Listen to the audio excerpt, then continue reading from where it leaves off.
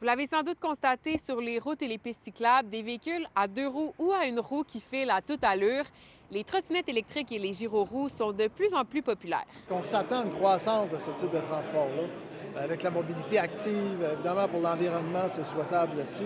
Fait qu'on pense qu'on va vivre ce qui se passe en Europe. C'est quelque chose d'un peu particulier. On est passé, il y a 5 ans, à des gens qui ressemblaient à des extraterrestres qui roulaient sur des tapis magiques, à quelque chose qui est de plus en plus commun. On a un groupe Facebook qui s'appelle Québec Wheeler. On est environ 2000 sur ça. Mais avec la popularité grandissante des ATPM ou appareils de transport personnel motorisés, vient la nécessité de réglementer leur usage. Quand on circule sur la route dans ces véhicules-là, on ressent aussi une certaine insécurité parce qu'on est vulnérable, on est en infériorité.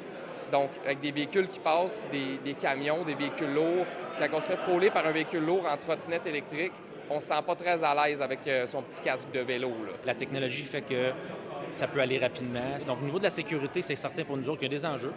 Donc, on l'adresse. On veut que les gens soient conscients de leurs responsabilités, puis de la responsabilité en lien avec les autres usagers de la route. En 2024, les utilisateurs d'ATPM ont reçu 2500 constats d'infraction au Québec, dont plus de la moitié concernait le port du casque.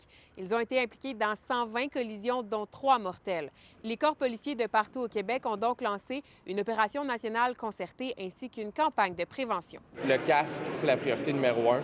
C'est souvent dans un accident qui peut être mortel, c'est la tête qui va être affectée. Priorité 2, c'est les écouteurs, donc entendre, être entendu. Les véhicules qui sont non conformes, qui est d'un volet de la sécurité, les trottinettes qui ont 5, 6, 8 000 watts, alors que c'est 500 watts qui est autorisé, ça peut circuler à 100, 120 km à l'heure, alors que c'est 25 km à l'heure qui est autorisé. C'est ça qui peut mener à des accidents très graves. Il y a un projet pilote en ce moment et le projet pilote nous a essentiellement sous-catégorisé comme une classe de vélo. C'est peut-être pas représentatif de ce que ces appareils-là peuvent faire. Je pense qu'il y a matière à avoir une nouvelle catégorie d'appareils, les APTM, mais qui ont le droit de partager la route avec les voitures en bordure, partout où les vélos auraient le droit d'aller.